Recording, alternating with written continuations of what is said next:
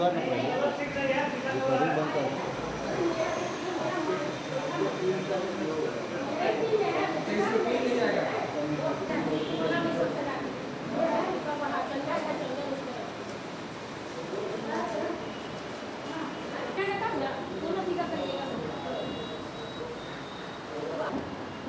लड़की से तैयार हो रहा था।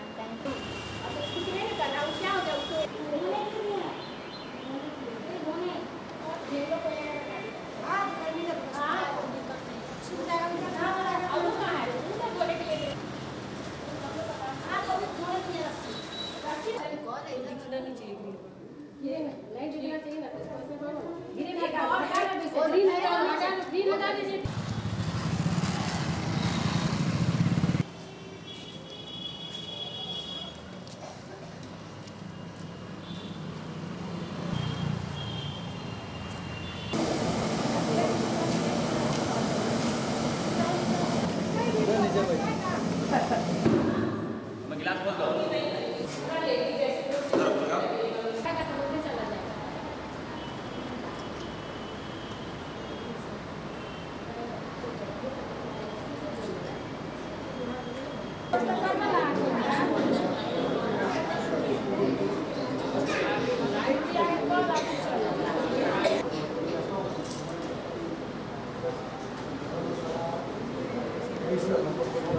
अध्यक्ष से निवेदन है कि वो कृपा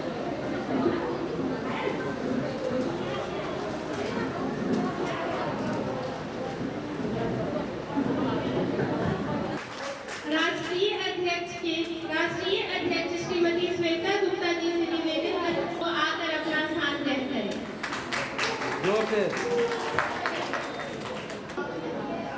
ग्रेजुएशन मेरा कंप्लीट प्रति मैं मंच का बहुत बहुत आभार व्यक्त करती हूँ।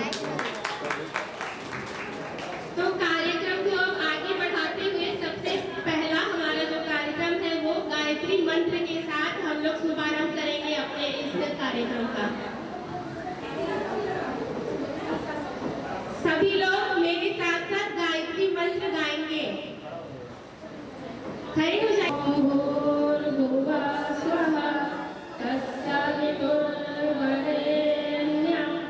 भर्गो देवस्य धीमहि धियो यो नः प्रचोदयात्। धन्यवाद। इसके बाद हम लोग कमलापुरी ध्वज गायन शुरू करेंगे जो कि एक संगठन गीत है और भरत प्रसाद गुप्ता जी इसके रचयिता है। इनको मैं बहुत बहुत धन्यवाद करती हूँ।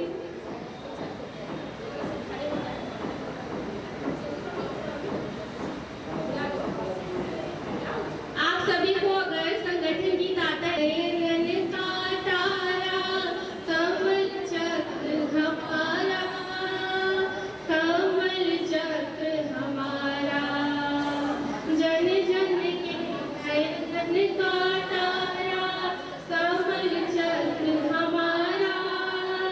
का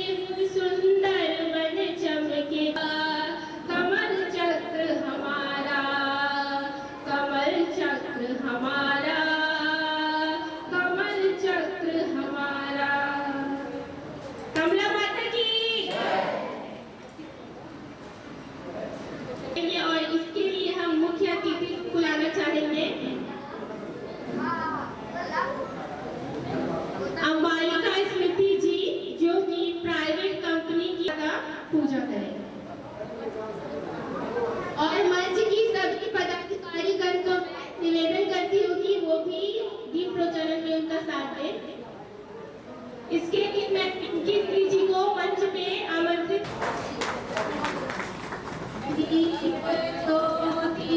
परम ज्योति दीप ज्योति जनार्दन दीपो हरतु मे पापं दीप ज्योति नमोस्तुते शुभं करोतु कल्याणम् आरोग्यं सुख संपदा द्वेष बुद्धि विनाशाय आत्मज्योति नमोस्तुते आत्मज्योति प्रदीप्ताय ब्रह्मज्योति नमोस्तुते ब्रह्मज्योति प्रदीप्ताय गुरुज्योति नमोस्तुते। धन्यवाद।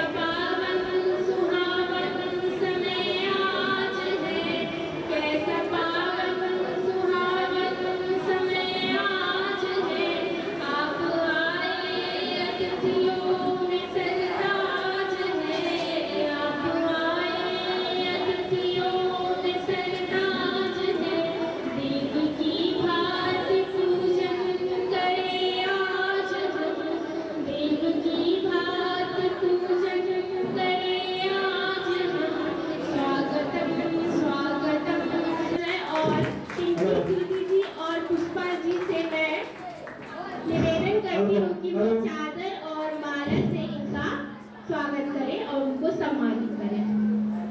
अभिनंदन एवं स्वागत करें। एक बार जोरदार तालियां।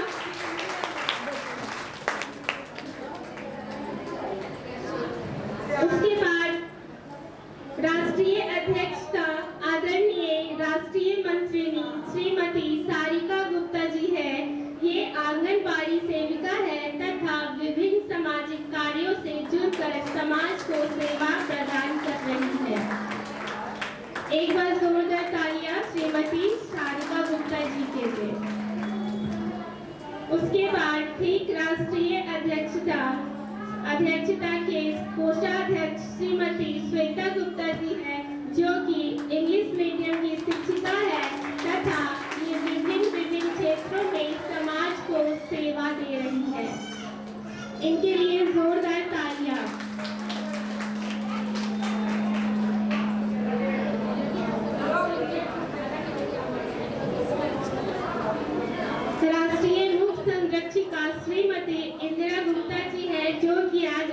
उपस्थित नहीं है, तो उनके लिए भी जोरदार तालियां, जो किसी कारणवश यहाँ उपस्थित नहीं हो पाए हैं। तो इनके बारे में मैं बस आपको कुछ बता देती हूँ कि ये राष्ट्रीय मुख्य संरक्षिका श्रीमती इंदिरा गुप्ता जी, इनका योगदान प्रशंसनीय और सराहनीय है, इसीलिए कि अपने उम्र की अंतिम पड़ाव में समाज को सेवा दे रही है और इनकी एक छत्र छाया से सभी हर व्यक्ति या संस्था के ऊपर अपने बुजुर्गों का छाया प्राप्त होना बहुत बड़ी बात है। वृक्ष की छाया में राहगीर को सुकून मिलता है। इंदिरा गुप्ता जी के लिए एक बार जोरदार तालियां।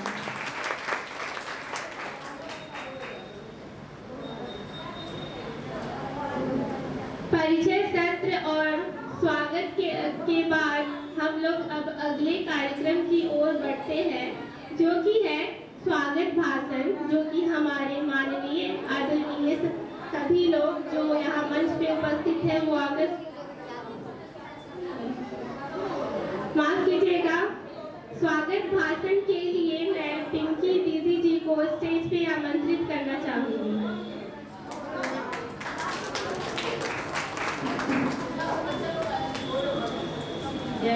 देखती हूँ मैं पिंकी गुप्ता सबको एक नजर से देखती हूँ। मैं मेरी कमला माता ने दी है मुझे ऐसी दौलत, सबके सम्मान में अपनी कदर देखती हूँ। मैं सबसे पहले मंच पर विराजमान अखिल भारतीय कमलापुरी वैश्य महासभा महिला की राष्ट्रीय अध्यक्षा श्रीमती रानी गुप्ता, बिहार प्रदेश इकाई की अध्यक्षा श्री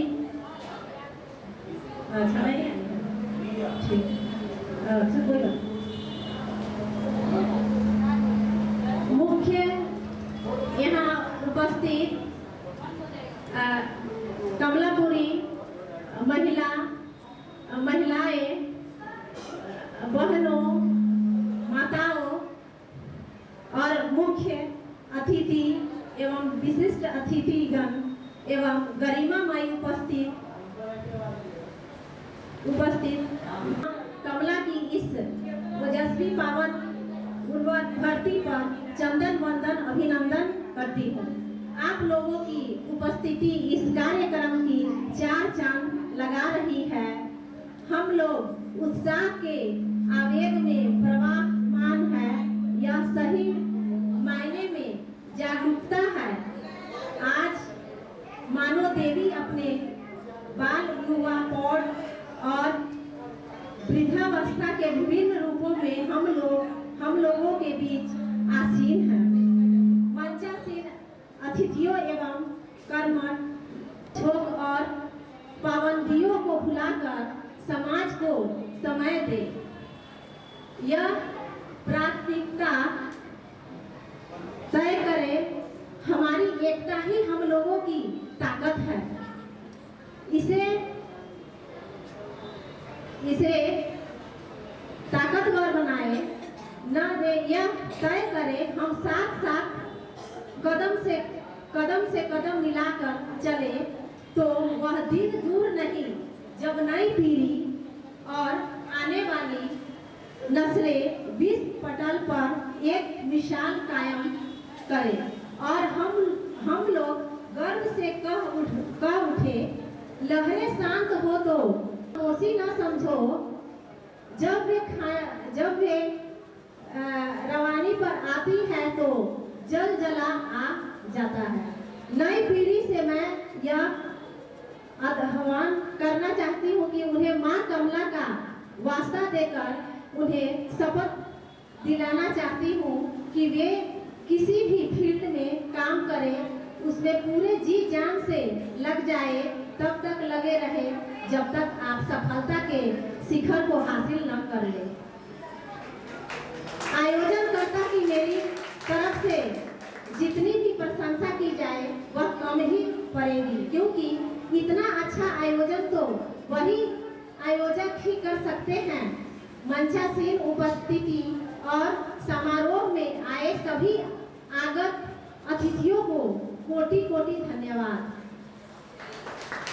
देवी स्वरूपा बाल युवा प्रौढ़ वृद्धावस्था के रूप में उपस्थित अतिथियों का आभार जो अपने कमला पुत्री पिंकी गुप्ता को आप सुने। धन्यवाद। चाहूंगी उनके स्वागत भाषण के लिए। तो एक बार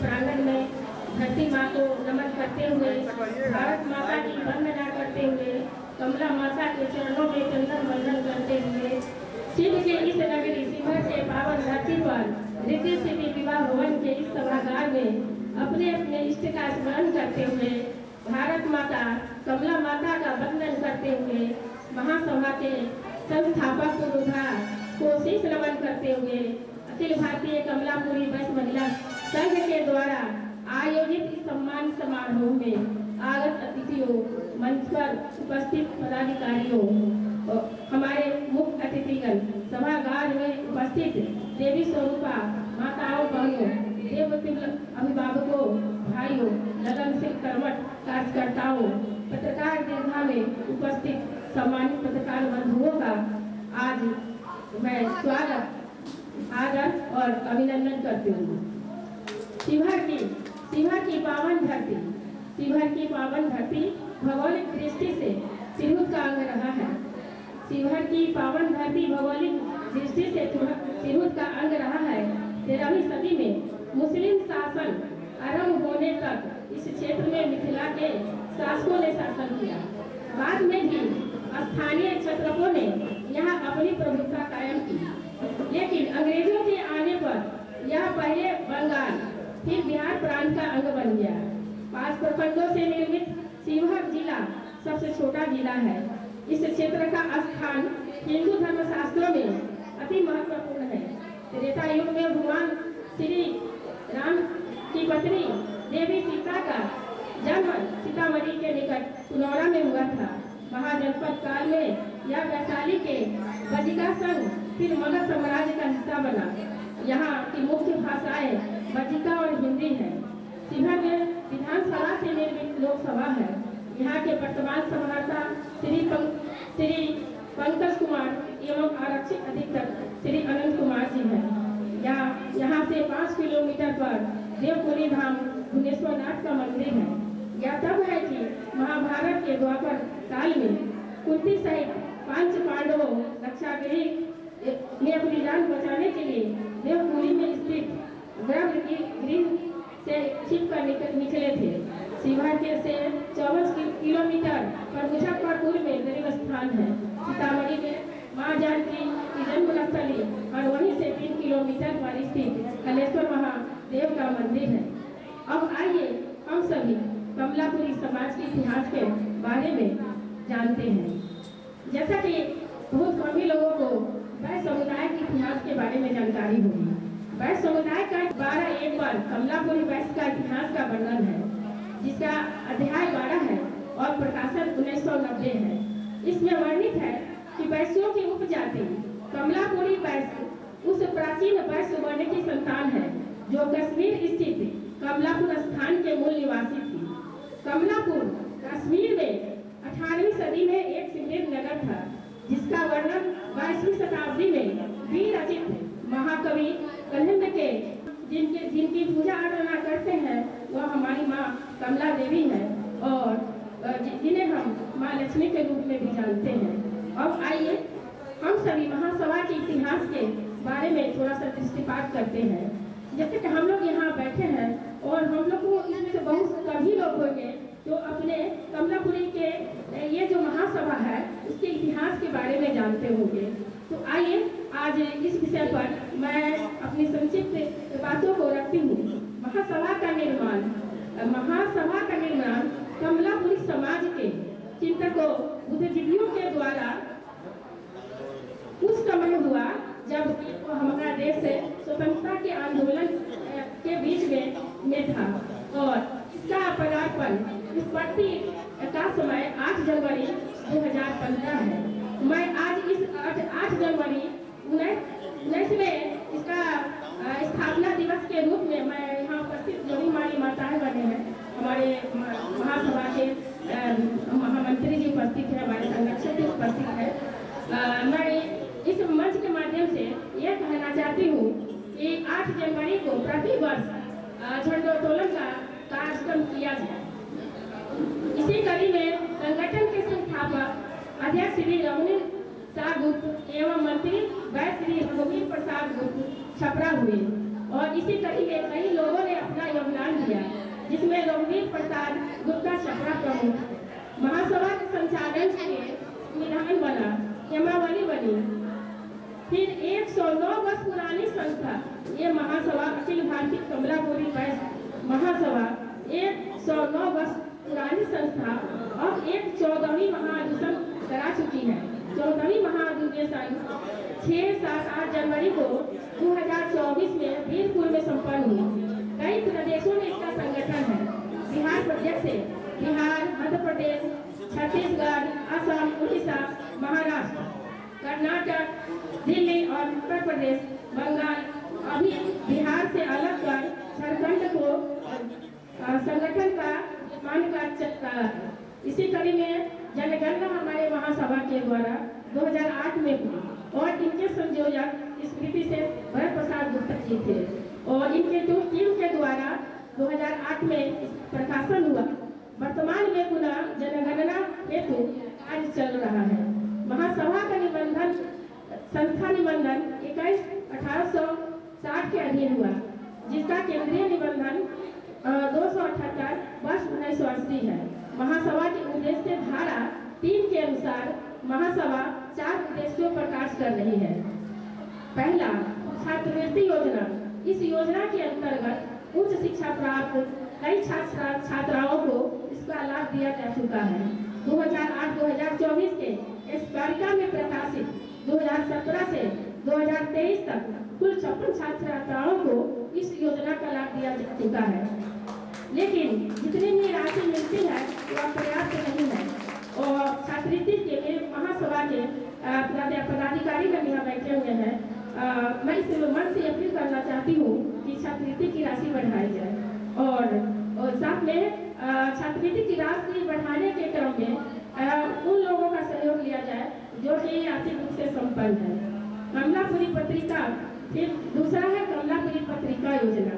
कमलापुरी पत्रिका योजना का प्रकाशन 1963 से आरंभ हुआ, जिसमें सभी कार्यों से संबंधित जानकारियां प्रकाशित होती हैं। पत्रिका पहले त्रैमासिक निकलती थी, पर रचनाओं के अभाव में वार्षिक निकलती है। इसका शुल्क 500 है।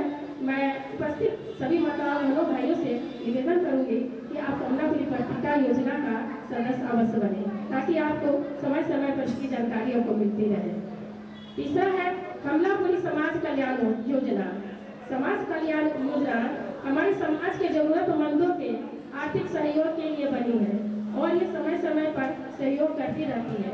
जैसा कि अभी हम वर्तमान में देख रहे हैं कि शिवहर में 2 व्यक्तियों के साथ बहुत ही दुखद घटना हुई।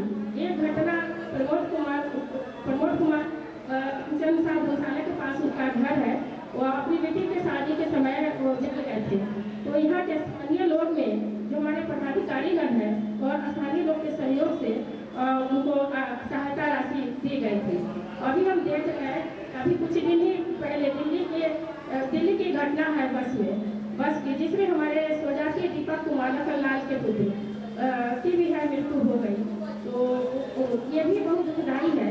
तो आज हम जिसका वर्णन कर रहे हैं कि महासभा करती क्या है, तो महासभा यही करती है कि हमारे समाज के जो पीड़ित रहते हैं, जो वंचित लोग हैं, जो जरूरतमंद लोग हैं, उन तक वह राहत का और अपनी संवेदनाओं को पहुंचाने का काम करती है।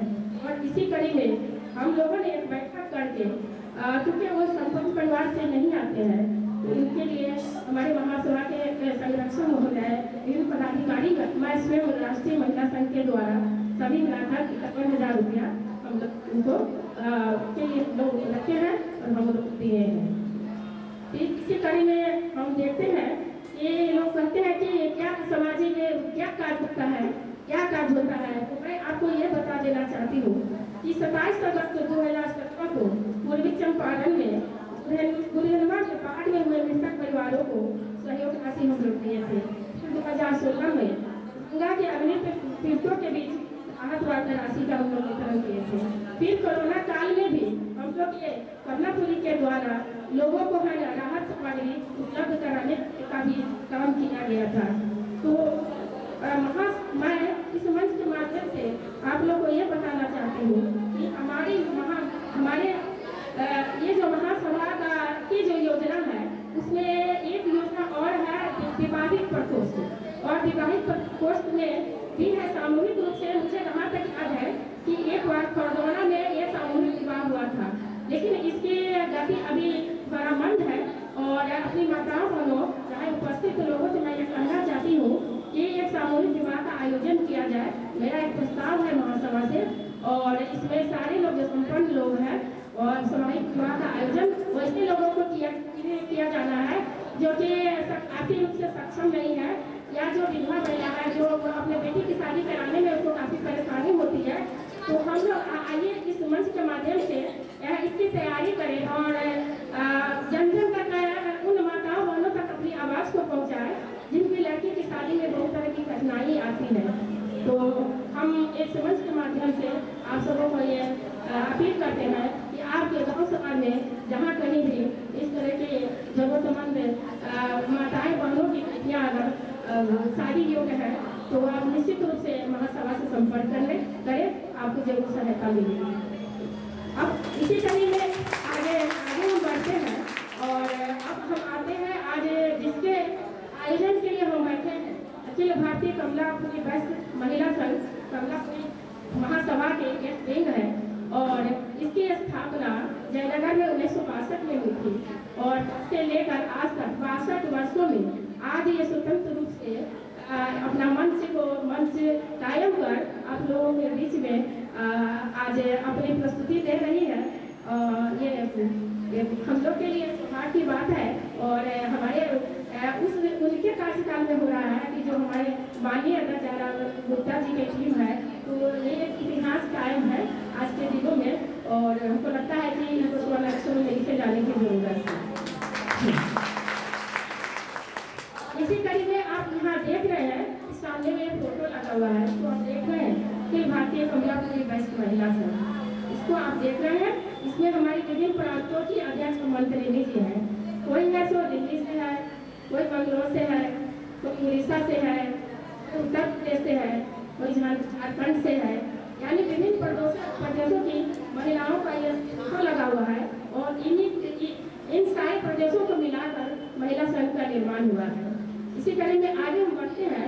1962 में जो आप एक फोटो आगे देख रहे होंगे, प्रोफेसर लखराजी गुप्ता जी का है, वो हमारी संस्थापिका अध्यक्षा है।